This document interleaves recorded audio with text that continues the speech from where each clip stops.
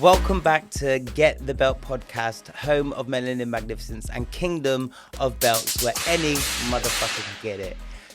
Oh my goodness, welcome to the new listeners, welcome back to the old listeners. It has been 7 months. It's been 7 months. 7, I don't know if you can see on the camera, but I've got my little ring, my finger here. It's not in focus. But basically 7 is my lucky number. It just shows up in many different ways in my life. It was my nan's birthday. It was the day she died, the month, the day, the time. It was 7/17. You know, not to go into my address, but number 7 is in my address. Like it just crops up. So the fact that I'm back and it's been 7 months, maybe it was meant to be. Maybe I needed that break because a lot has happened. So if you are new to the show, welcome.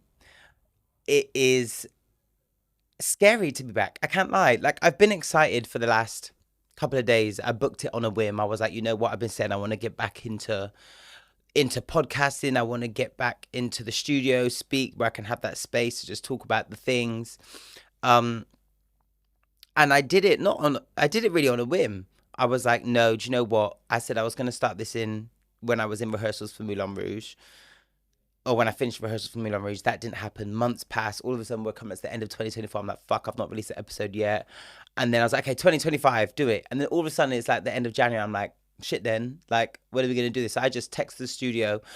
I want to also shout out to Jamie from the podcast rooms where I record, who essentially sponsor the show and let me record here for free. Like, that is such a blessing. He was an audience member at the Book of Mormon, and then I was talking with the podcast show. They invited me to be on their panel, and I did some content for them. And I was walking through the Excel Center, like after I did the talk, and he came up to me and was like, "Myles, oh my god, yeah, I saw you in Book of Mormon. I didn't know you podcast, so I saw your podcast." And basically, long story short, he was like, "Yeah, if you need a space, I've got you." And at the time, I was dealing with a bit of a wayward company where I used to record, and it was cute there. I liked it, but like I remember just reaching out to the CEO, and I got his email, someone else's email, and I was just like, yo, is there any way that you could sponsor the show? Even if it's like a discounted rate, this is what we do. The CEO of where I used to record was a black man. I don't even want to give them any promo, but the fact that my show centers around that and speaks about equality, and I fight and highlight issues that benefit his community, his mother, like the people, his family, his friends, him, I would have thought, okay, you might not be, LGBTQDL. Maybe you are, who knows? Maybe that was why you didn't want to sponsor it, because you secretly sucking dick in the toilets. I don't know. But all I know is that that our ethos is aligned, that what they said on their website about what they want to empower and what they want to do aligned. So when I put it in the email, but this is what you're saying here, let's go, like I will still pay a little bit less or just something. I'm bringing in celebrities from around the world to your studio, like people like Beyonce stylists at Monae. I had the CEO of Carterwear come there. Like I was bringing people there as well. Like it wasn't like I was in there just charring and speaking to Tom, Dick and Harry. Like I was bringing people to his business, and the work that I do and the podcast does aligned with them. So for him to just be like, oh, ignore the emails and then be like, nah, actually, no, we can't do this. I was like, don't really feel like giving you the money, to be honest, especially for the fact that you aired me for so long. And yeah, and the penny drop for me was when I got invited to speak at the podcast show London. They were like, oh, can you shoot some content about your show and what you do and da da da da. And I did that. I told them about the awards we've been nominated for, the awards I've won, the guests. And then it got to the point where they were like, okay, can you also like show off where you record and like show us what it looks like and like do a video? I said, I'm not gonna do that. And I told them, I said no, because they've not been very supportive. They've ignored me. They've not wanted to collaborate with me, and they've just shut down everything after disrespecting me with the radio silence and even had the audacity to be like, how did you get our emails? Brothers, on your website. Go and check your website. And so, yeah, I'm not going to give you even more free press or pay you to ignore me and then promote your business. Lies. So that swiftly came to an end. So when Jamie came up to me and was like, yeah, I've got you. I thought, look at God. Wow. A white man as well.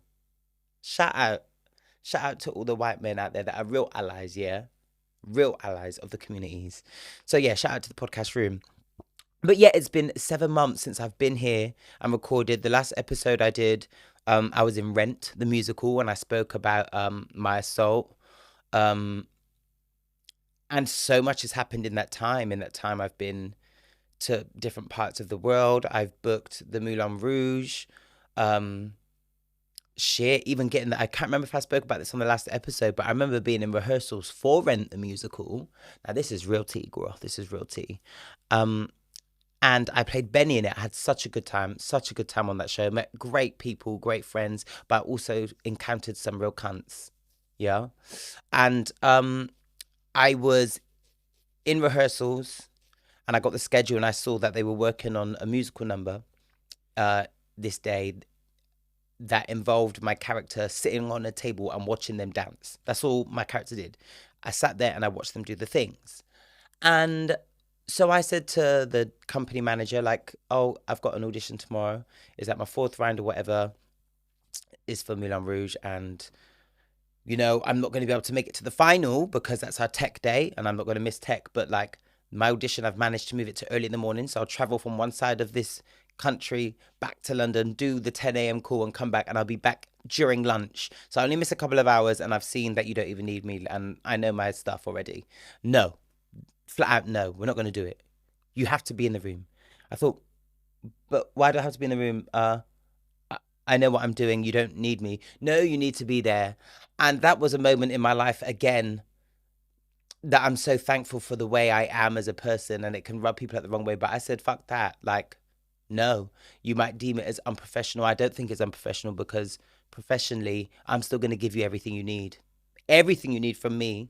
Other than my presence to watch you work with other actors, I'm going to give you. So what is important to me is my livelihood and my career beyond this just here and the now. But the bigger picture for me is that I know that I can miss the morning where I'm not needed, secure the bag, secure my future, and still come back in time to finish whatever lovely seasoned food I had in my packed lunch that day and go back and continue with the rest of the day watching you guys work. And maybe I might have done one of my scenes. Like, would be good. But they weren't having it. So I said, okay, well, I'm going to go. If you have any issue, please speak to my agent. If you don't want to pay me for the day, that's absolutely fine. I'll see you after. And I remember doing the audition, doing my big one and coming back, and the way the director, who I respect in some ways, but in some ways I'm just like, no, yuck, you actually need help, kicked off and was shouting at me and how I'm this and I'm that. And I just thought, if you've got a problem, please speak to my agent. I'm here to work. Gag. And so I ended up booking that job. And it's really funny because literally the other week, Athena, my baby girl Athena, who is one of the covers of Satine in the Moulin Rouge, shout out to a baby girl. She was, at stage door and then saw one of the producers walk to the theatre where we were performing the Moulin Rouge, and she was like, yeah, they're here. Now imagine they could have hollered me or Athena and been like, yeah, we're going to come and watch you. You work with us. You were in Rent for us. You helped us get all these great reviews. Yeah. We want to come and see you doing what you're doing now. And they could have got discounted rates, but instead, where they were so hell-bent on, keeping me in the room where I wouldn't have benefited, I could have potentially not been in this job that I'm at now, where I'm covering a lead role and I've been on stage multiple times as a lead role in the West End, where I'm earning money. I'm stable for a year. This person didn't want me to go and get that opportunity. This production team that were that were producing Rent the Musical, which is literally about struggling artists trying to make it and fighting the power. They were the power that I was fighting at that time. Isn't it ironic? Don't you think? Yeah. Well, I saw one of the producers sat when I was on stage, and I just thought, yeah, look at you paying full price to watch me living my best life. This is what you tried to stop. And now look at you paying your 150, however much you paid. You could have paid less, babe. And maybe we could have gone for a drink after. But instead you chose violence. And I put myself first, which is gonna like kind of help us go into word of the week, because it very much is about putting yourself first. But yeah, so lots has happened. I'm in the Moulin Rouge now. I'm absolutely loving it. For me, I can't even lie. It's quite an easy gig. My ensemble track, chilling. I thought Book of Mormon was chill. I thought Book of Mormon was chill. Oh, that show is not chill. That show is not chill. This track, the track I'm doing, I'm not saying Moulin Rouge is chill, absolutely not, because, you know, the girls are out there kicking their legs, doing the can-cans, jumping into splits and whatnot, backbends, the lot is a lot. But my track in particular, my ensemble track, is chill. And then I get to go on as the lead, Santiago, which I love it. I'm loving it. I'm getting to know Santiago more, like the way I portray it, the way I sing it. I've made a conscious choice to braid my hair, like when I'm on for Santiago. Like I know, yeah, the hair has grown. The hair has grown. It definitely has given inches. And I've gone on stage as him a few times with it, like giving, you know, Zara half up, half down. Not Zara, sorry, Zorro. But I wanted him to be black. I wanted him to be black. Like my Santiago will kiss his teeth and does kiss his teeth. Like he's got his braids. And I love that because I just feel like I'm bringing that extra dynamic to the role and to the show. But I'm loving it. I'm absolutely loving it. What else is new? So much has happened, but I've got rehearsals soon. Not rehearsals, I've got warm up, so I'm gonna need to keep this episode quick. If you have any other questions about what else I've been up to, let me know. I have been to Iceland with my boyfriend. That was great. I also had my birthday. I went to Barcelona. That was a good time.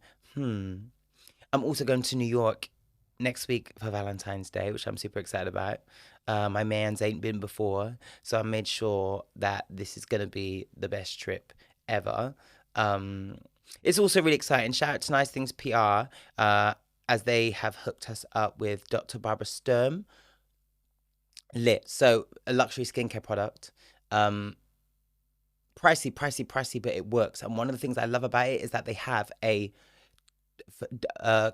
collection, a line for darker skin tones, dedicated to melanin rich, and to handle that and hydrate that in the ways that it's commonly, that melanated skin is usually needed. Like we need rich, not all of us, but for the most part, and like evening out skin tones and balancing the melanin in the skin for that even complexion. Like love it. So when Nice Things PR managed to hook us up and they're going to sponsor the trip, or at least collaborate with us in terms of gifting us some products to use on the plane and when we land and when we go to the events, that's super lit. So shout out to them.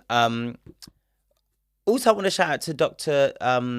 Jarvis. Is Dr. Jarvis? Oh, let me get it wrong. All of these doctors, honey. All of these doctors. Yeah. Dr. Dennis. Why am I saying Dr. Jarvis? That's someone else. Dr. Dennis Gross. Now, shout out to them and their PR team as well, as they sent me a really nice face mask, a LED one, and I've been looking at them and they're like £500. I said, wow, I have to wait. But they sent me that and some other nice bits and bobs. I'm going to post a little video of that as well. I took that mask to Iceland and was using that. I felt like such a bad bitch. I thought, oh, this is so lit. So thank you guys as well for helping my skin glow whilst I'm in this studio and on the stage, honey, because the cold isn't helping and neither are some of these people in these streets and the times. It's crazy, but we'll get onto that. It's also LGBTQ History Month. So shout out to all my LGBTQIADL plus people them in the place.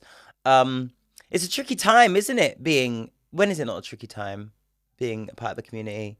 But I just want to big up all of my community for standing strong in who you are and like surviving, like just on a day to day, wherever you are, especially the people in the States. Like it's rough. It's fucking rough. It's hard, especially my trans people. Like, whew. Like I would think I would go through it as a bi man. But yeah, I cannot even imagine the amount of turmoil like on a day to day basis and the danger that my trans siblings feel like on a day to day, seeing things in the media, experiencing things when they just need to use a bathroom. Like it's a lot. So like my heart goes out to you, and I'm riding for my LGBTQ community. I'm riding for you always, always. On that note, I do want to shout out Lady Phil. All my love goes to Lady Phil. She's a CEO and founder of UK Black Pride. I've got a very good relationship with you guys. I'm so excited for this year's Black Pride. I want to be more involved this year, Lady Phil. And I need you to come on the podcast. How about that? So get your fine ass back to London so you can come and sit on Yasso with me on this here couch. But one thing to celebrate LGBTQ month that UK Black Pride are doing is on their Instagram and maybe on their TikTok, but they've got a daily video that will drop, and it is with Joelle and Amanda, and they are basically giving us LGBTQ black people them facts, people from our history. They called it multicultural, so it may not just be black, but non-white LGBTQ people, and they're giving us gems. So head over to them, follow them, and get clued up, I also want to shout out a couple other LGBTQ people from the UK that I feel like are doing bits. Nana and Ro from Tutu's podcast. I went on their show. I had an absolute ball. They're both doing so well in their own fields, be it directing, writing, presenting, but also their podcast is killing it. So if you're not onto their show, get onto it. Tutu's podcast. Big up yourself. And finally, Phil Samba. Now, Phil Samba, I've known Phil for years. He's an activist, a podcaster now too. And he goes out there to raise awareness for sexual health. And he's been doing it for years. And I don't think he's had the credit he deserves. He is relentless and fierce and determined to continuously put out information and help people when it comes to sexual health in the LGBTQ community. So big up you as well, Phil. Like, all of the people that have shouted out, like, props to you. Like, the community here in the UK and worldwide wouldn't be the same if it wasn't for you guys' content and heart. So, love that. Right, let's get on to Word of the Week.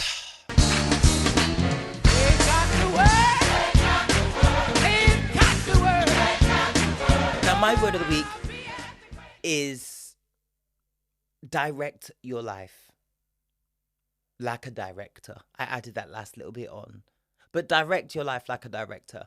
And I say that because we are always, like, it's a new year now, even though we're in February, is a new year. We're at the very beginning of what is about to be our story for this year of our lives, yeah? And we're always saying, oh, tomorrow's never promised, or be the captain of your own ship, and, you know, follow your dreams and like be happy essentially. And I really don't think you can do any of the above if you really don't put yourself first. So you need to, if you're seeing your life as a movie, you need to direct it and stop allowing other people to direct it. Otherwise you won't get that happiness, you won't feel that fulfillment, and it is scary to do so, and not many people do it. And some motherfuckers out there will judge you. They'll make you feel, these hoes will make you feel like, yeah, do it. And then when you do it, they want to start acting wayward. Yeah. Because I experienced that myself when I directed my own life and said, no, I'm going to be in the Moulin Rouge, bitch. This is happening after this. And other people didn't like it. And there were some people in the team that were riding for a motherfucker. There were some people in the team that said, yes. And then when the shit hit the fan and the white people in control was mad, all of a sudden, the black people that was riding for me was all of a sudden, oh, yeah, no, look. I just thought, this Malteser, let me not, because it is a new year and I don't want to do that. Let me just quickly sip my water.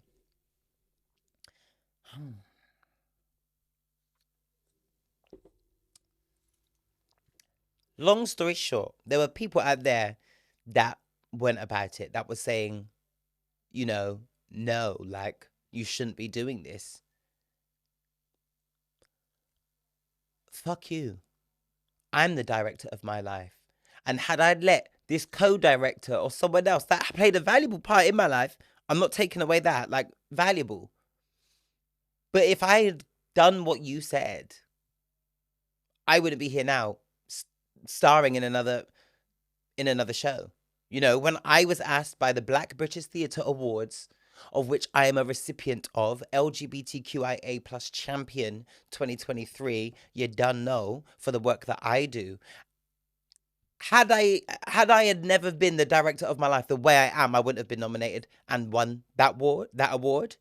Had I had not been the person who I am in terms of directing my own life and standing 10 toes deep in that shit, I wouldn't have been asked to come and present an award. And when I was presented on that stage to give the award, they said, starring in the Moulin Rouge, LGBTQIA plus champion, Myles Hart. If I wasn't directing my own movie, babes, which is my life, there'd be no starring in Moulin Rouge.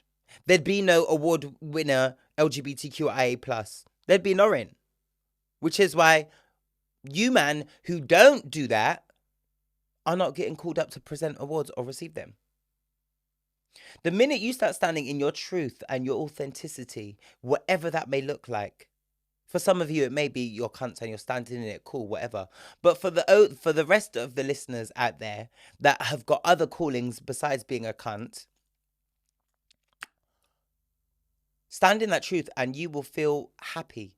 Yes, you will feel uncomfortable at times because people aren't used to it. People are used to falling in lines and having other people direct their shit. Fuck that shit. That's mediocre. I don't do that. I've got one life. And when I say I've got one life, I mean it. And I value that. So I am going to direct my shit, which is what I'm doing. And I fucking live. And I want you guys to be able to do that. And it's not easy. It is not easy. You will have people that turn on you. People that you think are actually cool with you, they'll turn on you. Whether it's because now people in power are like, oh no, like they're being disruptive or this isn't what they're supposed to be doing. Who told you what I'm supposed to be doing with my life? As long as I don't impact anyone else negatively, I'm doing me. And those people will, out of fear, side with whoever is in power and turn on you. And you know what? Good. Because you acted in your truth, have now seen their true colours. So you don't need to be calling them up no more, checking in on them, inviting them to the things. You don't need to entertain that bullshit. But you'll see people around you that respect that. And I've got people in my life that are like that. And I value them and hold them dear because those are the people that are genuinely there for me. Which makes the next time I need to direct my own life, it makes it all that much easier because I know that there are people behind me. Oi. So that is this week's word of the week, is to direct your own life like you're a director.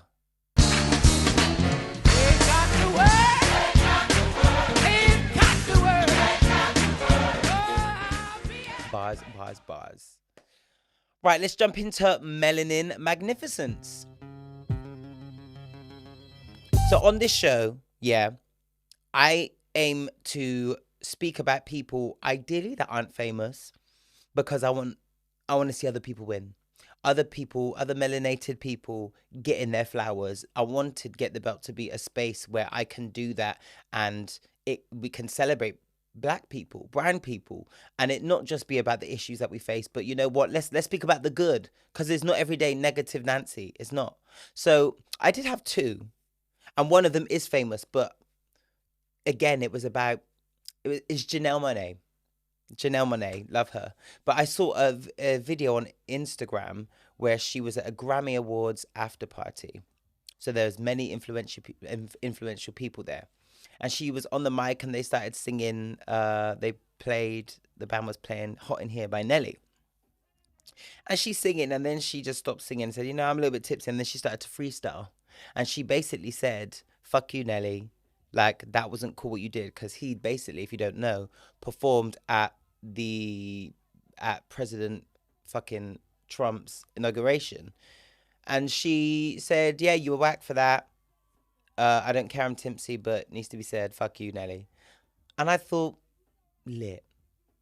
I thought lit. And again, it's kind of that directing of your own life, because the powers that be probably wouldn't want her to do that. It would be seen as disruptive. You know what I mean? It would be seen as, oh, no, don't do that. But she knew what was right, and she knows her calling. She is very well known for being an LGBTQ activist. Yeah, especially after she came out as I think it was Pans in 2022. I don't know how I remember that, but yeah. And so to stand so confidently in her truth and to speak out about it in front of people that could maybe employ her one day was, I thought, yeah, that's a bit of me. That is a bit of me. Shaking the motherfucking table, and I love that. And in a similar vein, in a very similar vein to that, my second Melanin Magnificence goes out to Lauren Azania. Now, she is a black woman. I think she's from London, but she lives in London now. But she's a performer, an actress. She is currently, no, she's just left, I think, Hadestown, a musical in the West End. And I was invited alongside my boyfriend to go to the Stalls to Stage Awards, which is a new award ceremony. It was their first time doing it, where they were just honouring people in theatre. And they had many different award categories that I was used to, you know, best musical, best play, da-da-da. But one of them was best cover. And I thought, yeah, especially after now I'm a cover and I have to be in a swing, I thought that should be honoured, because that is a fucking hard task to do. And she was one of the nominees, and she had won for her cover. She's first cover Persephone. I think that's how you say it. I'm so awful at these things. Persephone. Yes, in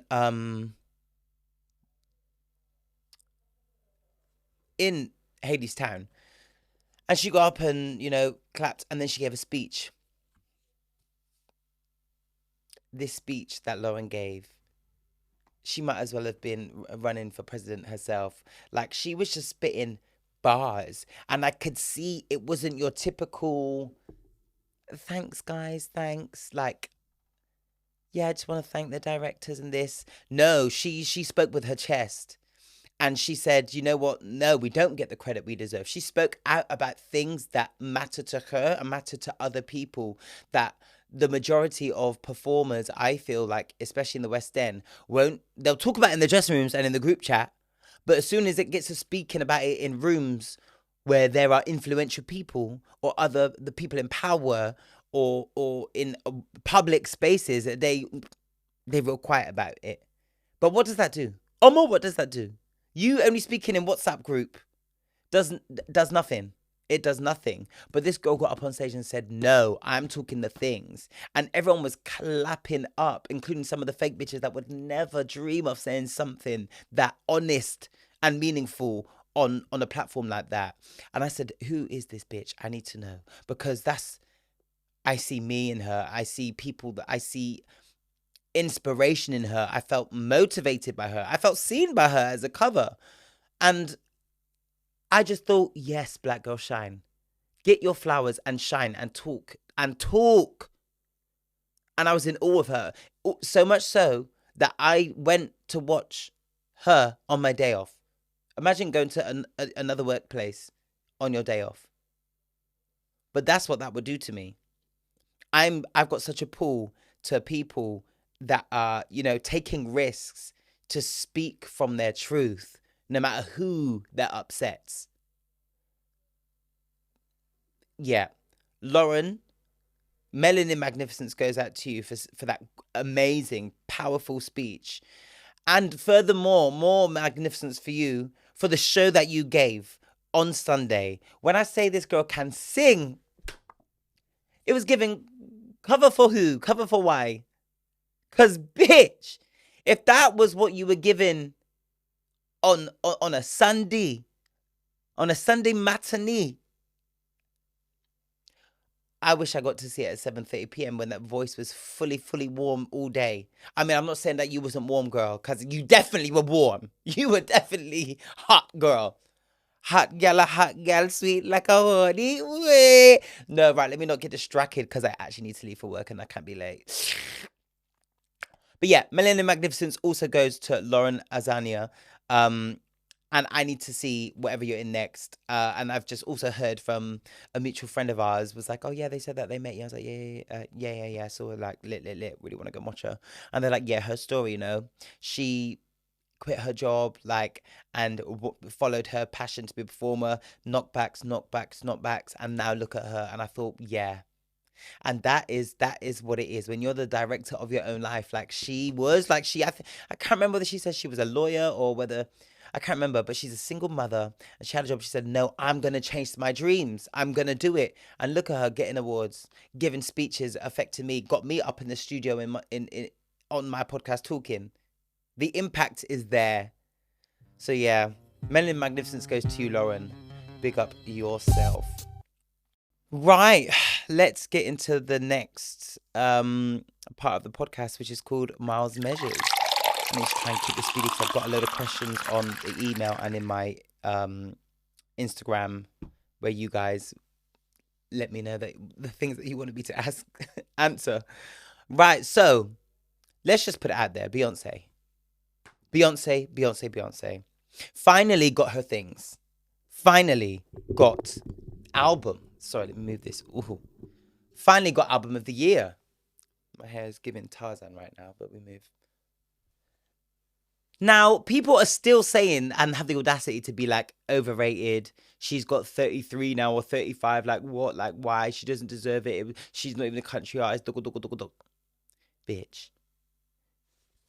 Dangerously in Love. We're not even going to talk about Destiny's Child albums, but Dangerously in Love.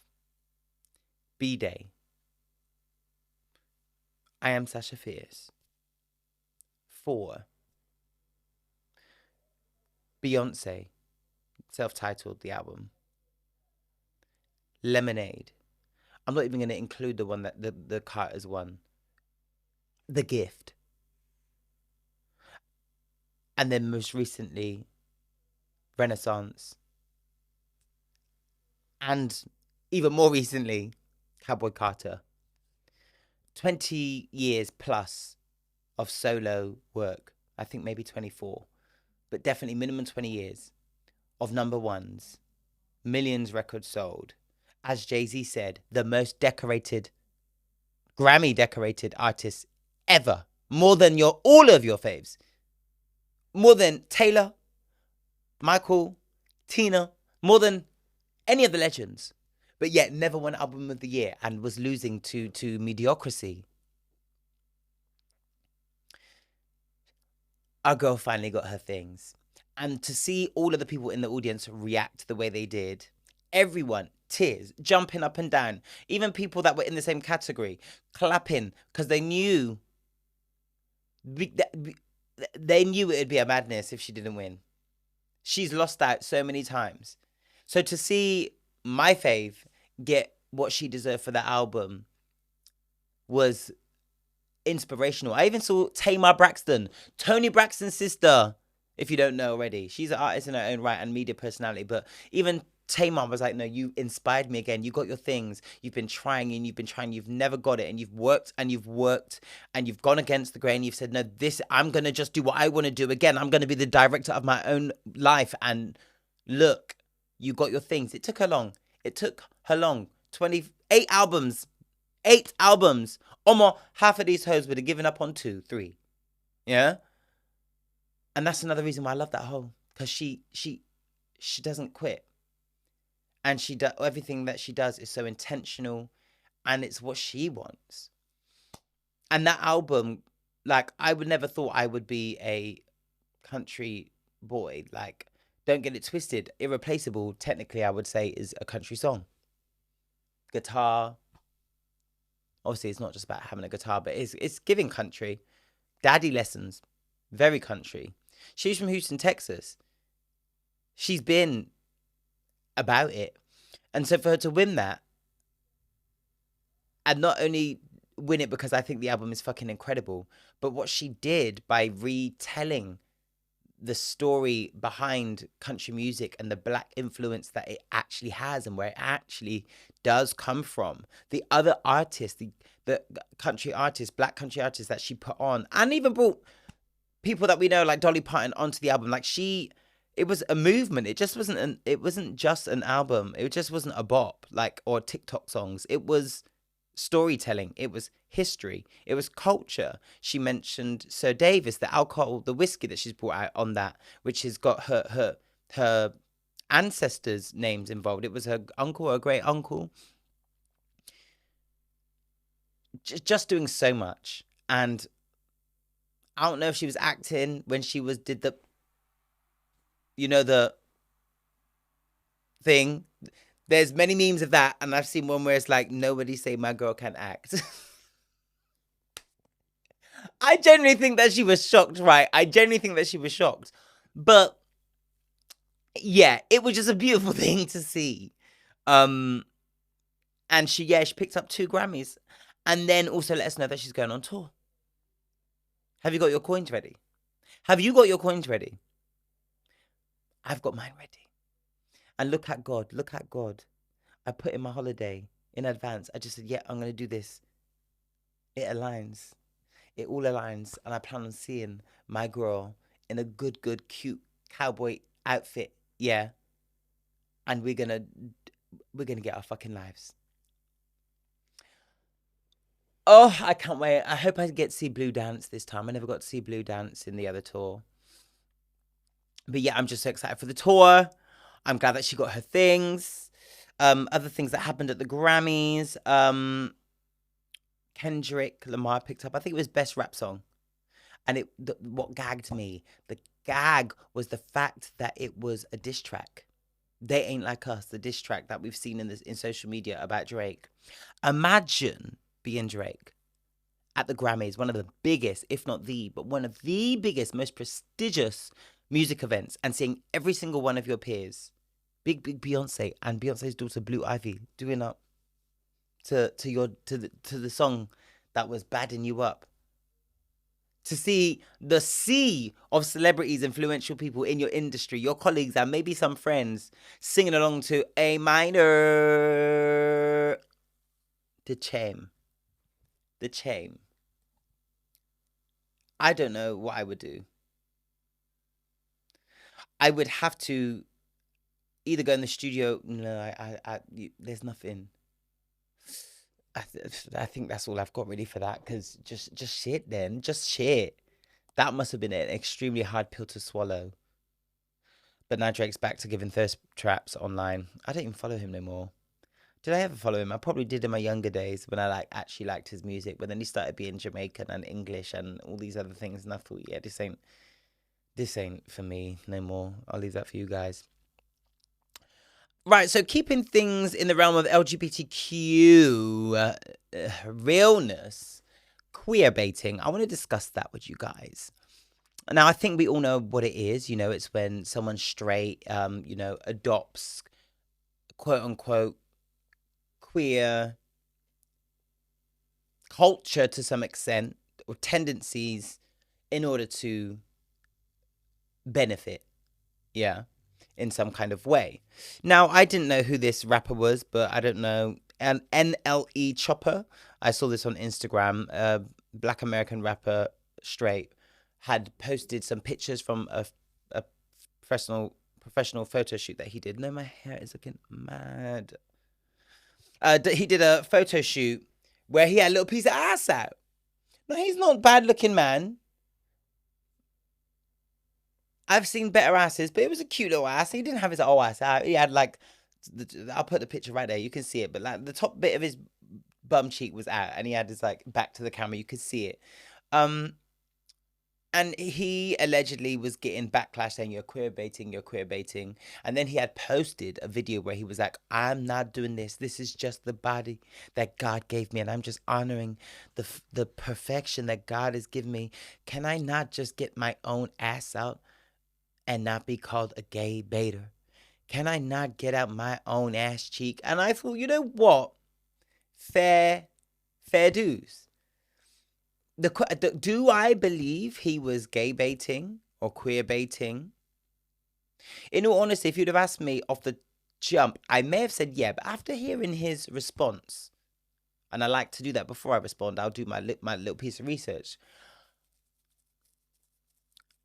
You should. Any man should be able to do whatever they want to do if they want to get out their ass. Like, I think society has deemed a man getting out his ass as something to be a gay thing, because straight men have great asses. Why should they not show it? It's not like straight men should only show, I don't know, their face or their biceps, or I don't know. Like, yes, we get it.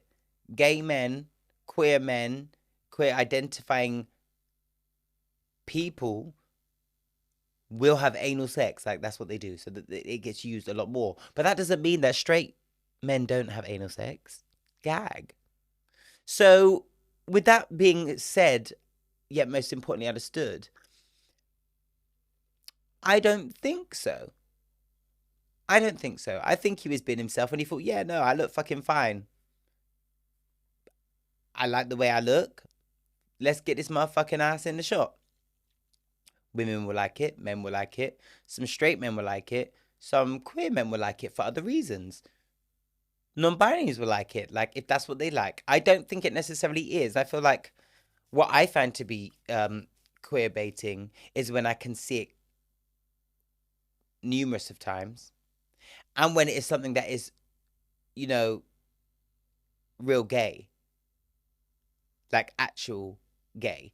Now, I want to speak about, like, Harry Styles. I think he definitely does. Because he, you know, flaunts about, I think he said, I don't know whether, I don't really keep up with that motherfucker, but, like, I think he said, I'm fluid. I don't know. Or he's avoided it. One of them. But he, every time I see him, it's giving queer. From the way he will walk, down to the way he will consistently dress, the makeup, the lot. And these are things that are very much giving drag, very much giving ballroom scene, very much giving things from the LGBTQ community that I would see as queer baiting. Things that many other people do on a day-to-day from the LGBTQ community, and things that people do for a profession, but don't get that same recognition. Now, this black guy, this NLE chopper, hasn't been doing this over and over and repeatedly, and actually watching him speak and like getting the energy off the shot, it didn't give gay. He was just a straight guy that had his ass out. However, Playboy Max, I don't know if you heard of Playboy Max. Now, this is a gamer, an online gamer, a streamer. He's had backlash for a very, very similar thing. Now, this is where it's different. This guy had a video of him pulling down his pants and slapping his ass, and now he's online saying, oh, I've got men saying they love my bubble butt and they'll rearrange my guts and they want to do this and that. He said, no, if I was a woman, this wouldn't be happening. It does, and it do. Especially women that may post pictures of or videos of them online pulling down their trousers and slapping their ass. I would imagine men, women, and non-binary people would be in your DMs of all sexualities. If they like ass, anybody that like ass, no matter what they into sucking or fucking or whoever they want to fall in love with, there's going to be a small percentage of that community that will be brave enough or intrusive enough to slide into your DMs or under the comments to be like, yeah, I fucking would. Any community. And I bet that you got some females in there that would love to tear that little ass up too. The one that you was having out in the open. I seen the video. It's a juicy little bubble butt. I seen the video. It's a juicy little bubble butt. Am I sliding into your DMs? No, I got a man. Don't need to. Got my own bubble butt. Thank you very much. But even if I was single, would I? No, but I definitely might double tap and leave a little comment. But I'm not about to do all of that. But there will be people that do that. And there ain't no shame, because you putting that on the World Wide Web. If you're doing, you know, not that slapping your own ass is gay, but like if you being sexual, if you're doing sexual things and getting sexual responses, you can't be mad at it. Just because it's the men. Because like I said, there'll be women out there. I know women that would gladly get a strap on and tear your little bubble butt up, honey. And maybe you might not feel comfortable with a woman saying that. But you weren't mentioning that. You was mentioning the gay men. Now that made you feel uncomfortable. So yeah.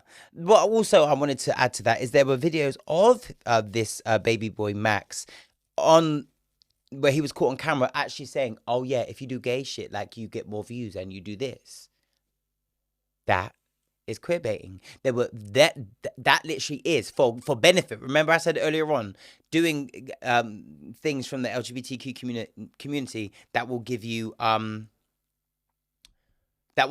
beneficial things. They will benefit you in some kind of way. He said that, and since then I've seen him slapping other males' backsides. I guess imitating the video of him slapping his own.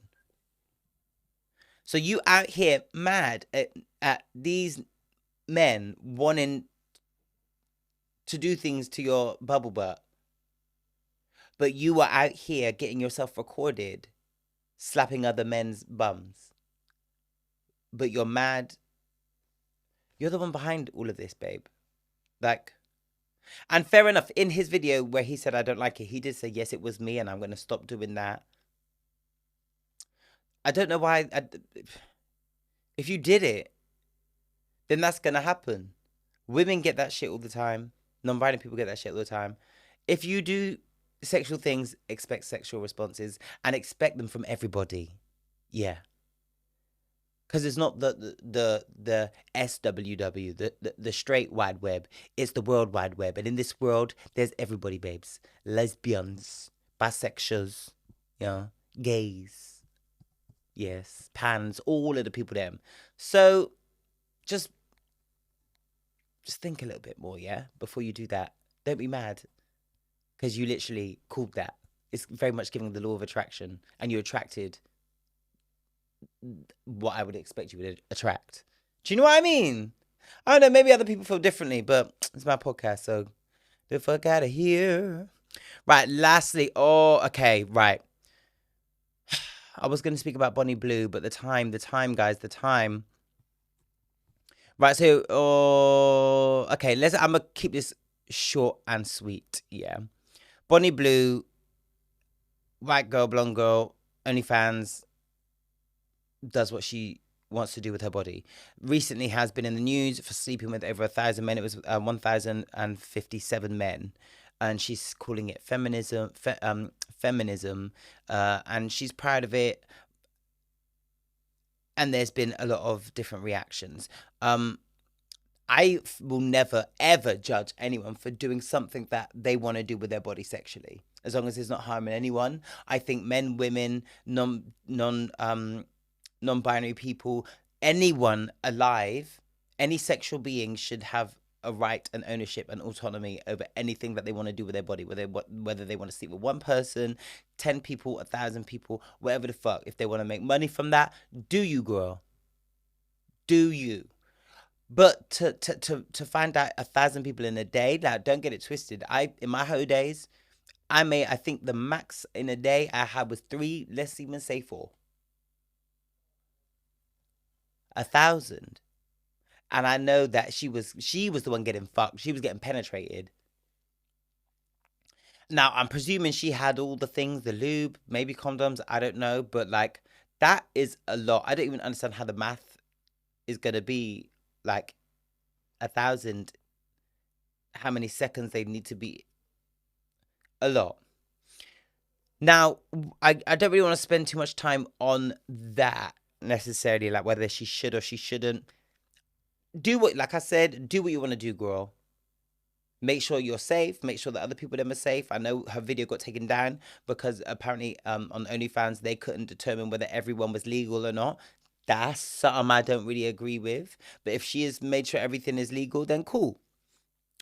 Now your pussy gonna hurt, but your body, your choice.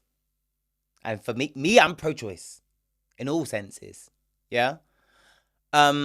But one thing I saw online was ZZ Mills. Shout out to ZZ Mills.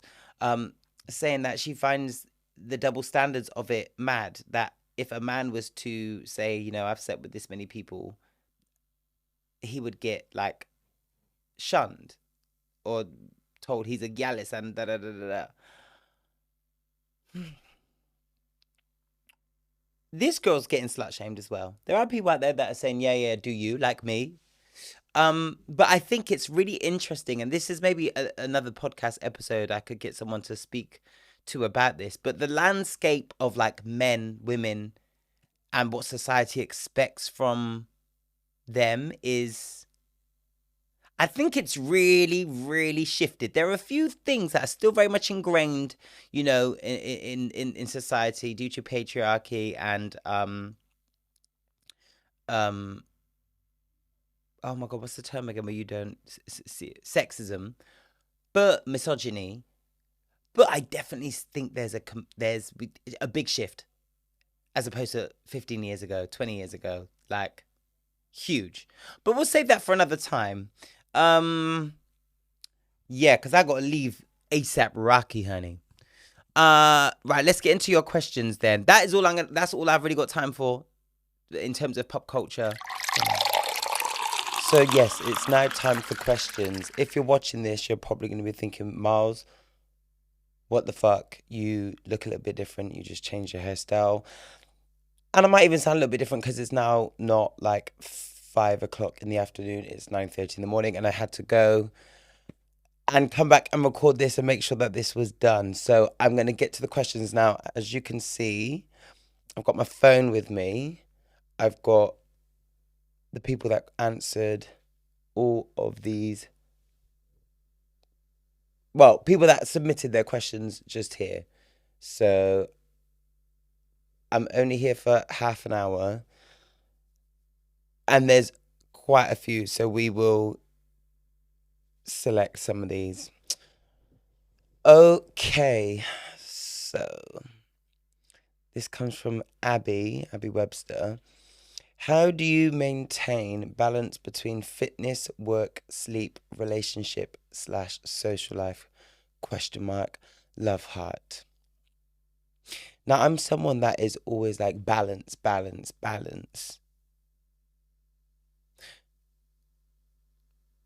But with the things that you've mentioned, I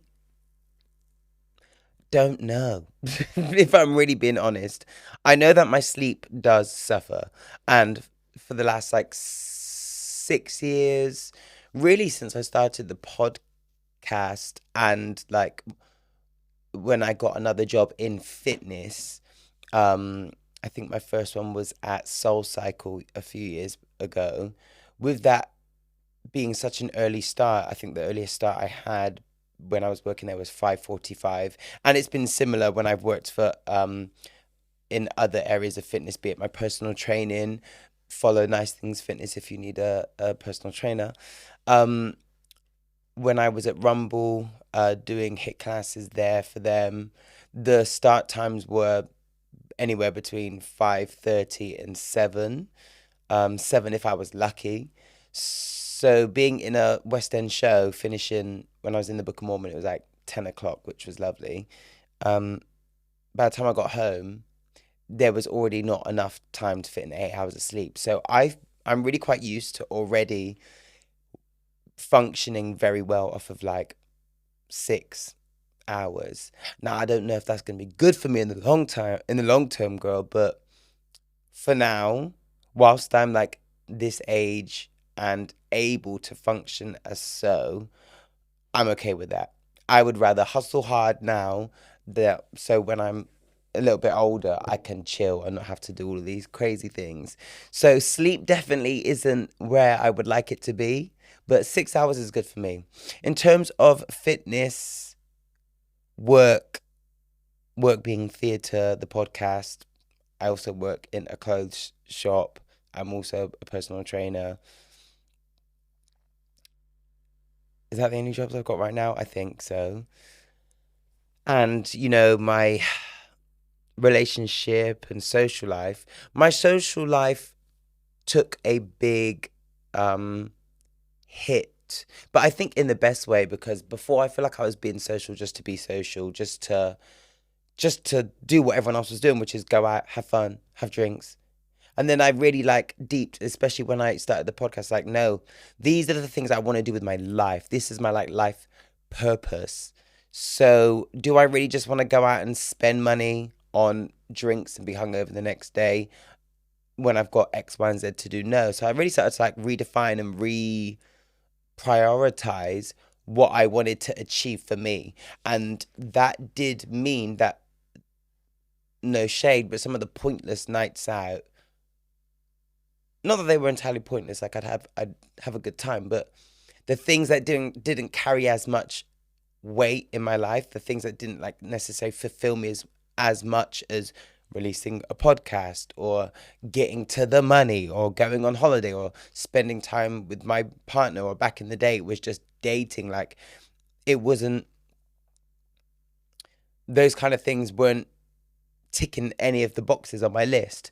So work slash fitness and like my relationship have definitely taken a priority. I'm lucky to be in a situation where I live with my boyfriend, so I see him all the time, but that's not always the case because, you know, he could be on tour, I could go away. You never know, being a performer, where the next job could take you. But I just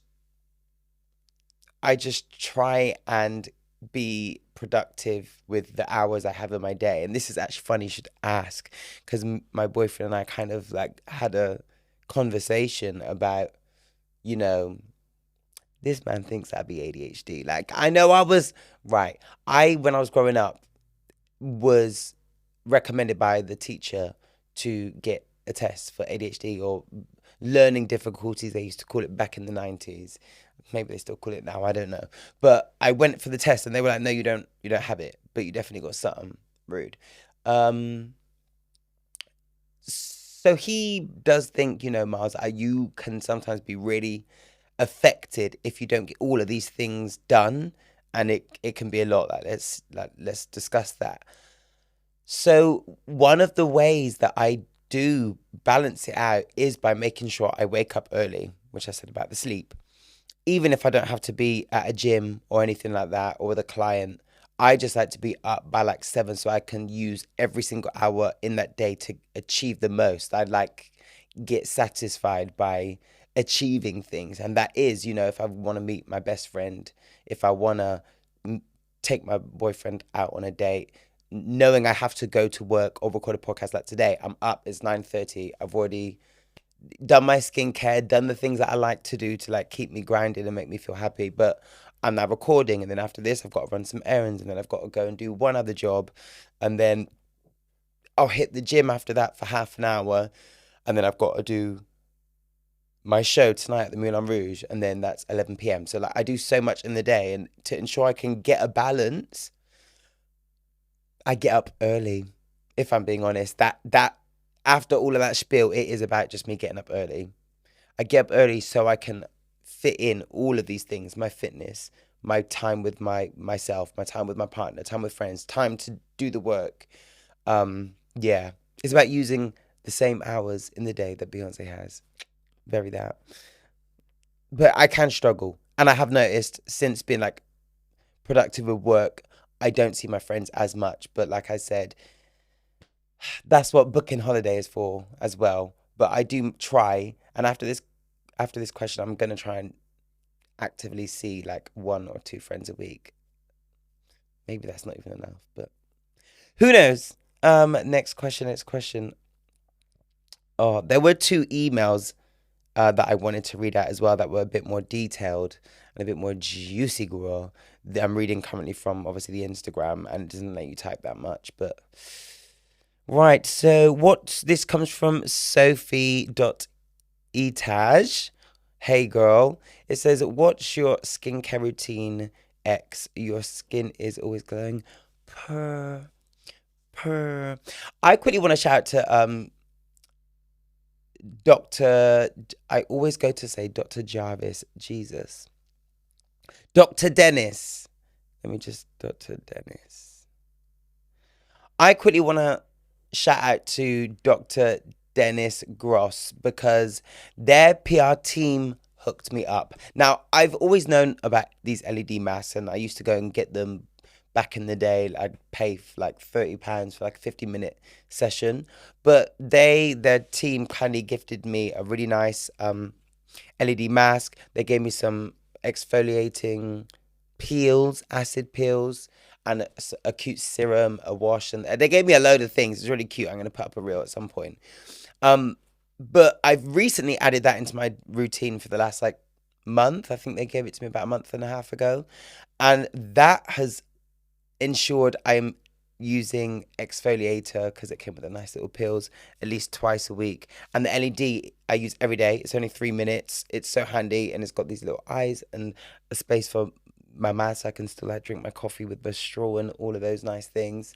So yeah, shout out to Dr. Dennis Gross for hooking me up with that. Otherwise, I wash my face twice a day, in the morning and in the night, and I will always use serums, always use eye cream. I'm always using my retinoid at night, and I always use SPF. And I've said this on the podcast before.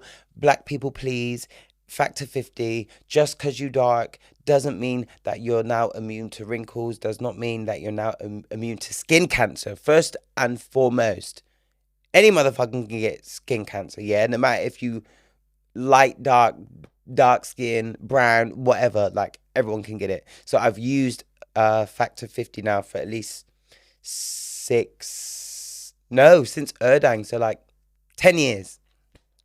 But vitamin C helps with the glow. I love skincare.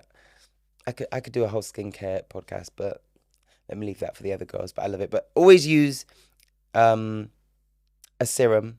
Always use a serum. A really good moisturizer. Like I said, eye cream, peptides, anything with a peptide in it. Yes, give it to me. Hyaluronic acid. Is it salic acid or silic acid? I can't remember, but basically the skin is glowing because I do the work, girl. Every day, the products are on, the toners, the face mist, the serums, the creams. Sunday Riley, great brand. The Ordinary. Creme de la Mer, I used to use that a lot, but I'm trying to like not spend so much. I've got like one product of that I still use. But love Sunday Riley, love Drunk Elephant, love Elemis. And I've been really getting into Aldi dupes. This needs a whole other segment because I've only got like 20 minutes left in here. But Aldi dupes, Aldi and Lidl. Sorry to all the major brands that are out there selling it for like 6 times the amount, but not everybody got time for that. Like not everyone got time for that or the coin for that. And I love a bargain. Like I said, this is where the balance things come in, because I'll come in with an LV shoe, a Christian Dior bag, but a lovely Topshop coat. And the skincare is given maybe one Sunday Riley, but 3 Aldi dupes. So currently today I put on an Aldi dupe of the La Mer concentrate. And one thing I will do, because I'm a stickler for quality, I will always read all the ingredients. And there's a website that I'll put in the bio that lets you like analyze 2 products and like see what ingredients are the same. And for the most part, 85% of them will be the same. So gag when I'm spending like £5 on a product that's worth like 350. Yeah. But the thing with that is it means I go there and I overbuy. Yeah. But thank you. I try. I do the work. And shout out to my doctor, Dr. Vincent Wong, that for the last like 5 years has kept my skin glowing. He is my dermatologist, I guess. Very good friend, but he does my acid peels. He would give me all these treatments because he's out here pioneering in the skincare industry. He would give me like different injections that like put vitamins into the skin and stuff. And as of recent, he's been giving me my filler and my Botox. Yes, you heard it. I am so here for that shit. As long as you can't tell, then it's lit. Because my guy did my lips. I'd never had my lips done. I was terrified. But can you tell? Can you tell? Can you guess what I've had done? Oh, yeah, love him. Shout out to you, Dr. Vincent Wong. Right, we'll get 2 more questions of these. Oh, every time, I hate this about Instagram, every time you come off of one thing, it just, or like put down your phone, it doesn't stay on where you wanted it to stay. And you have to go searching, like a searcher, to find the page that you were on, even though you never exited it. Let's fix that, Instagram. Is there a something in the world that you don't think it's talked about enough? That's from Sophie again. I think, and I've said this on the show as well, men's bodies. Like, I feel like in media, we see a lot about the expectations of women's bodies because patriarchy, the male gaze is at the forefront. So we see women's bodies a lot and we're often seeing them in ways that men want to see them. Do you know what I mean? Whatever that may be at the time, it fluctuates. So that is often a topic of talk, like women's bodies and how they should or shouldn't look and what is sexy, and there's that continuous pressure on women to adhere to this. However, I feel like silently there's this unspoken um pressure on men because despite them not being on every single cover with chiseled abs or whatnot, that kind of is the expectation, I think, and I feel, especially in the gay community, where looks, unfortunately, are such a big thing.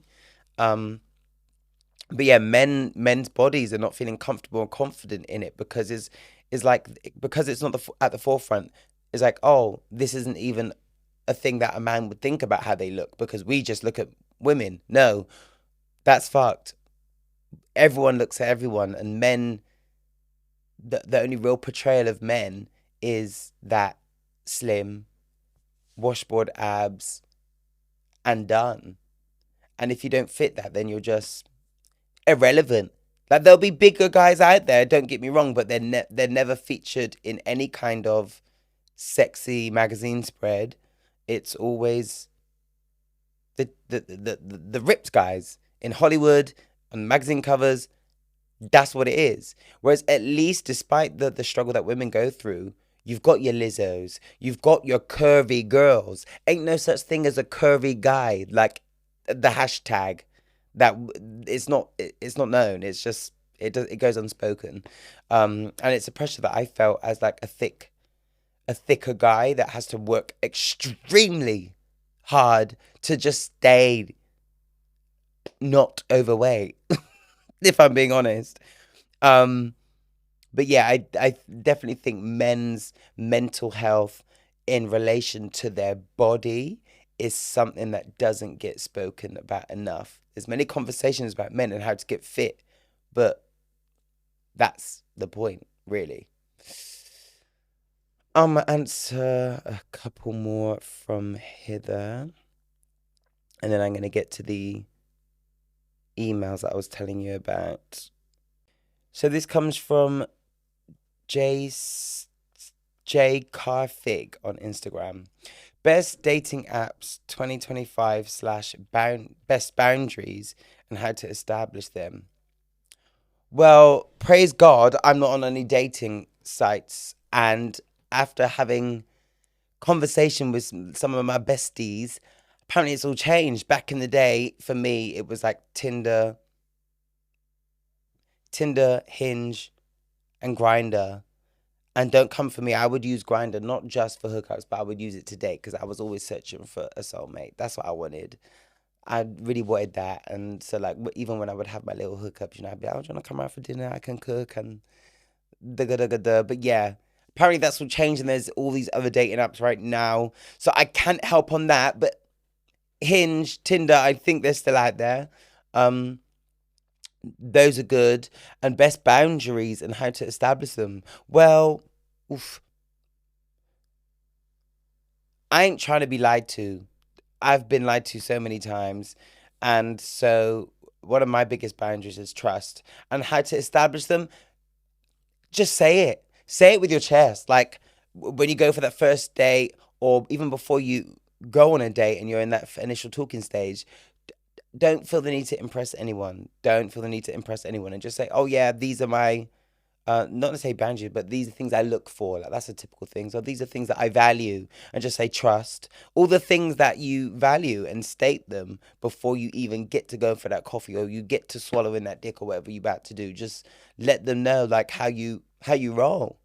And that is a good way of just letting people know your boundaries, sorry, and what you will and won't tolerate. Um, But it all depends on you and the things that you hold dear. So just think about them, and then just either casually via message, or if you're doing video calls before you meet up, just say, oh, these are things that I really cherish, like trust, monogamy, open relationship. I don't know, whatever it is that is your boundary, or, oh, I'm not gonna, I don't know, date a Trump supporter. Oof, let me not even. But yeah, another one. And this comes from blk.now. How do you stay motivated and become confident in meeting new people and comfort zone? How do I stay motivated? By reminding myself about the things that give me joy. By reminding myself about things that make me happy. And by setting goals. If I think about those things, the things that make me happy, the things that fulfill me, the things that just give me life, I think, okay, if I've already got them there, what can I do? What goals can I set to ensure that that keeps happening? And if I don't have it there, like if something makes me happy, be it like traveling, then I'm not always just going to be traveling. So I'll set the goal to travel, and then I think about that, and that keeps me motivated. So every time I go to work, or if there's something I don't want to do but I know it will help me bring me closer to achieving that goal, or traveling or doing whatnot, I just think about my goals, like, yeah, no, I've got to do this, and that gives me the motivation. Or in terms of like working out, sometimes I can't be asked to go to the gym or go on that 5K run, or sometimes I come home and I want to eat a triple cheeseburger, a brownie, and a protein shake with all the worst things in it, peanut butter, the lot. I mean, peanut butter is healthy, but the amount I put in is a bit wild. But if I'm trying to like shred, sorry, I know that eating after the show at 12 o'clock at night, 1 o'clock in the morning, whatever time I get home, is not helping anyone, but it will just satisfy a craving, but it doesn't serve my goal. So to input that discipline, I remind myself of the things that make me happy, which is achieving my goals of getting to a certain like level of body fat percentage, or making sure I go for that run, because I'm like, no, even though I can't be bothered, I'm motivated because this is what I want and this is going to make me happy. And then as soon as you start doing it, I feel like inside my brain just connects the dots, and I'm no longer there like, oh, for fuck's sake, can't be bothered to do this run. But I'm like, actually, no, I'm doing this because in me doing this, I'm a step closer to being happy, and in doing so, I kind of get happy. So yeah, that's how I stay motivated, and being comfortable with meeting new people. That's a hard one because I don't always get comfortable meeting new people. I actually really, really struggle around new people quite a lot. And I generally tend to go quite reserved at the beginning, unless it's like work where I have to be there if I'm getting paid, or it's something to do with work. Even then, if I'm not on stage, it's a lot harder. If I'm speaking at an event or something, it's a lot harder. But just to meet people and just be like, oh, hey, how you doing? That's, I struggle. So I just try to listen, listen to what they've got to say and stuff. And then just find moments where I can like genuinely relate. And if I don't genuinely relate, I just don't force it anymore. And if I feel like I'm forcing it, I'll generally be quite quiet, and then I just won't bother. But I don't know whether that's the best advice, but that's the advice I've got, darling. Do you know what I mean? Right, let me get to this email now, because I can already see my half an hour time is running out. Right. So, which one should I do? Okay. Hey, Myles, baby, I need you to clutch your... Right, I just want to start by saying, when you're sending the emails to contacts@getthebeltpod.com and you've got questions, this is why I'm reading this out, because this has been written so well. I love it. The detail sends me. Right. So, hey, Myles, baby, I need you to clutch your pearls, sip some tea, and get me together, because I have a hot mess on my hands. So, boom. London. It's giving London. So, boom. I'm a 29-year-old black queer man, and I've been seeing this guy for a few months. He's fine, Myles. Tall, beard connecting, perfect body, skin glistening like a freshly buttered biscuit. You get the picture. The sex? Question mark. Whew, Myles, this man unlocks levels in me I didn't even know existed. I'm talking toes curled, body convulsing. You better. Speaking in tongues. He's the devil and I love it. Now, here's the issue. I've been planning the perfect Valentine's for us. I booked a bougie dinner. I got some special lingerie, yes, for me, and even a little, let's just say, equipment to spice things up. But last night, I got the rudest, most gut punching plot twist of my life. I was at his place scrolling on my phone while he was in the shower. His iPad lights up, and I see a message pop up from Big Daddy D. I was at his place scrolling on my phone while he was in the shower. He, oh, I just read that. Big Daddy D. Now listen, my first thought was maybe he's got a daddy kink. Cool.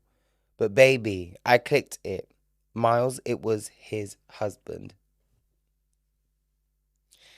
I nearly passed out. This man has been deep sea diving in my guts.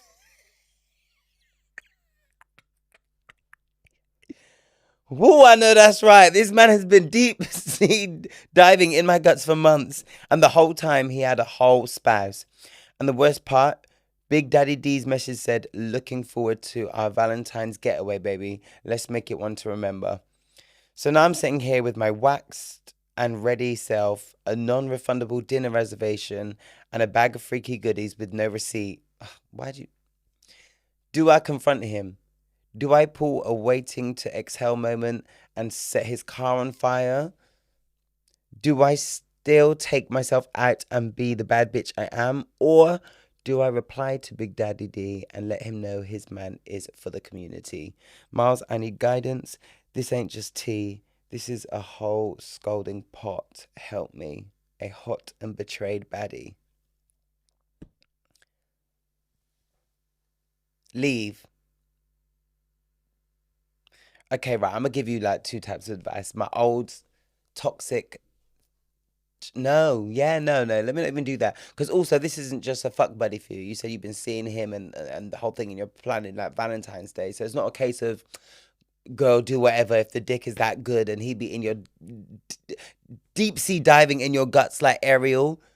Then I would have said stay. If it was just for this sex, I would have said stay. Get that dick and keep it moving, mind your business. But you actually fully invested in this man. No, fuck him. I would say, yeah, fuck it. If you've still got access to the iPad or whatever, text that man and say, yeah, your man's for the community. I like it when he does X, Y, and Z. No, don't do that. Just message them and say, yeah, your man is very much for the community. You might want to talk to him about, and then say your name if you want. I would. Been there before. And then keep it moving. And you know what? Don't even, before I would have been like, cuss out that man and do X, Y, and Z. But let his husband do that. Yeah. You chill. You're going to be hurt. You're going to be vexed. You're going to be so sad. I know I was heartbroken when I first found out I was like being cheated on. So don't make the mistake I did and give them the satisfaction because they don't care anyway. They actually don't care. They don't care. They might be upset for you and have like feelings for you. Sometimes they do, but they ultimately they don't care because they make the choice to do it every single time. So let that man's husband know. Tell him your name. Maybe even send them your number and you can chat to them. But let him bear the wrath of it. Because he'll then probably want to call you like, why would you do that? No, it's not about why would I do that. Why would you do that, ho? The fuck? The fuck? So yeah, keep it moving, baby. And yeah, take yourself out. Get back on the dating apps, girl. Get back on the dating apps if you feel like you can. And take yourself out. Or go out with your friends for Valentine's Day. But don't let that go to waste. And some of them toys that you bought, you might be able to use on yourself and not even need someone else. And like I said, if you've got the apps, there are many other apps I've heard. I can't remember what their names are, but my best friend James told me about them. Get on the apps.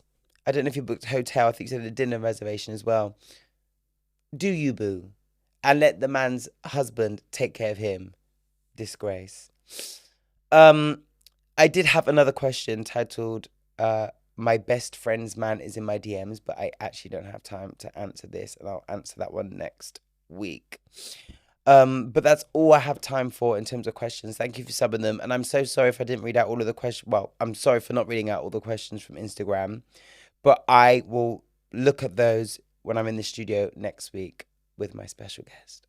Oh, it's gonna be a good one. Right, so it's now time for Get the Belt. Right, I'm gonna keep this one as short as I possibly can. Nelly, it's getting hot in here, so keep on all of your clothes, please, because nobody wants to see it. Right, Nelly sang for President Donald Trump's inauguration. Like I said at the beginning of this episode, I gave Melanin Magnificence to Janelle Monae for cussing him out in front of the people dems at an after party for the Grammys. I'm giving Nelly the belt because what the fuck are you doing? Like, this man tried to, I even got a article up where he was like, he received backlash. He received backlash and he's just giving it, oh, this isn't politics. Let me get it up. I'm reading this from Pink News. Yes, rapper Nelly defended his decision to perform at Trump's Liberty inaugural ball, claiming this isn't politics. Then what the fuck is it, bitch? Like, it's not a fashion show you're at. It's not a music awards or anything to do with that. You're literally at a huge political event celebrating his presidential term. Deciding to participate in that. And like, as a hip hop artist who, you know, in the hip hop community often like speak out against police brutality, speak out against discrimination, and often speak out about racism in hip hop, for you to take your dusty ass there, embarrass our poor girl Ashanti, and sing up for that clown. That orange clown, orange like this, that racist and homophobic bigot of a cunt, and you want to do up singing for your master, please. And it's not political. Babe, Donald Trump, Nelly, you aren't an underground artist. You are very, very mainstream. Yeah, very mainstream. So your fan base are extremely diverse, and it includes many, many LGBTQ people. And you know that. President Donald Trump has done so much to like ostracize and harm the LGBTQ community by banning trans people from the military. He's also banned when he first went into, one of the first things he did when he got elected was say that the United States will only recognize two sexes. He's done nothing but harm the LGBTQ community. He opposed the Equality Act. The Equality Act was actually designed to provide anti-discrimination protections for LGBTQ plus people nationwide, but his administration opposed that. He is very known for being fucking racist. I can't believe I'm having to list this out like a motherfucker wouldn't know. But I don't know if you remember, but back in the 70s, him and his father were actually sued by the Justice Department for refusing to rent to black tenants. So meanwhile, you're on his stage. He wouldn't even rent out a property to you, ho. You're on his stage for something that isn't political, allegedly, in your eyes, doing up sing-song for a man that wouldn't even rent out an apartment to you. Yeah. He also was behind the whole movement that was falsely acclaiming Barack Obama for not being born in the US. His response to white supremacy back in 2017 at the Charlottesville rally, where a white supremacist killer killed a protester, his response to that was very fine people on both sides. Very fine people. Okay. Yeah. Back in 1989, Trump took out a full-page ads in New York newspapers calling for the death penalty for 5 Black and Latino teenagers that were accused of a crime that they didn't commit Even after they were exonerated, he refused to apologize. This is the kind of man that you want to perform for and then say it's not political, even though the whole thing is a political event, Nelly. A whole fucking political event. He's trying to ban women from being able to have an abortion, trying to control women's bodies. And you're there singing for this man. If it's not political, what is it? I want to know what you think this was. Yeah. What was it for you, babes? I want to know. Yeah, it is getting hot in here. He not only, Donald Trump speaks out against equality on so many different levels, inflicts so much pain. He damages your community, the black community. He damages your fans. Yet you're here performing for him and saying it's like, what would you perform for? Would you perform for Hitler? Would you have performed for Hitler and been like, well, I don't care? Because Nelly was trying to say, I support the president of the United States regardless of who's in office. I respect the office. I didn't know that you was riding with me because you thought I would ride for who you voted for. I didn't know that I had to agree with your political choices. If you follow what I do, this shouldn't even be an argument, he said. So basically, you would perform at Hitler's, for a Hitler party and say it's not political and see past all of the wild, evil thing that man was doing and you would perform for him because it's not political, because it's just a gig. Just a gig. Nah, Nelly is actually not going to run. I don't care how many chains you got, how many fucking stickers you got on your face, and I hope Ashanti is knocking some sense into you because wow. You deserve all the backlash. You get the belt this week because that shit is wild dumb, Nelly. Wild dumb. And I cannot believe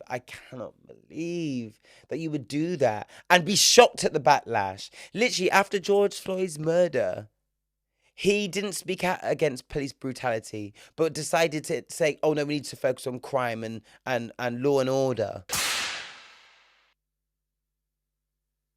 I think it's just about weighing up, Nelly, like, your decisions as a grown man, because that was poor. That was poor. I'm not running any of your tracks for a long time unless I get drunk. But I don't be listening to you like that anyway. But yeah, Nelly, you get the belt for performing that and for having such a ridiculous fucking response about it's not political. Oh, are you dumb? Are you dumb, Mo? To close out this week's episode and return episode, Nelly, you get the motherfucking belt, you trash ass bitch. Trash ass bitch. Oh. Well, that is it for this week's episode of Get the Belt podcast. I hope you enjoyed. It's good to be back in the studio. I was a bit nervous, was a bit anxious, but I'm really, really glad to be back. And once I get into the role of things, I think some things may change in the podcast, which I'm excited for. I want to grow. I want this podcast, this show to grow with me. So you might see a few changes. But next week, I have a very special guest. Now, as it's LGBTQ History Month, I'm ensuring that all my guests this month are going to be from my community. And of course, black, because it's Get the Belt. Are you dumb? But I've got a special guest. I'm not going to say who, but you can guess, from a TV show that has been out for about a year now, but Badders Boys, UK's very own. I've got a cast member coming on the podcast to talk all of the things Badders Boys, and yeah, he's going to be hot because there's been so much. I don't know if you watch the show, watch it. The boys are great entertainment. They'll be molly-whopping, they'll be fighting, but they'll be talking too. It's fun, and I want to get into the tea. So if you've got any questions for this special cast member that's coming on the show, you know what to do. Email the show at contact@getthebeltpod.com or message me on the Instagram account for Get the Belt, and I will answer your questions, or he will answer your questions when he comes on the show. But I cannot wait to have him. I cannot wait. He's just so prestige. Right, that's it. I'm going to head out. Thank you so much for listening or watching. Make sure you subscribe and tell a friend to tell a friend, because bitch, I'm back. I'm back. And shout out again to the podcast room for hosting and essentially sponsoring this. And it's so cute. And I need to get my sign back from the other fucking place that was trying me. And put it up here. Right, sending you guys lots of love. Make sure you are tuned in next week, and I will see you all very soon. My name is Myles Hart, and I've been your host today, and you've been listening to the podcast that is known as Home of Melanin, Magnificence and Kingdom of Belts, where any motherfucker can get it. Peace.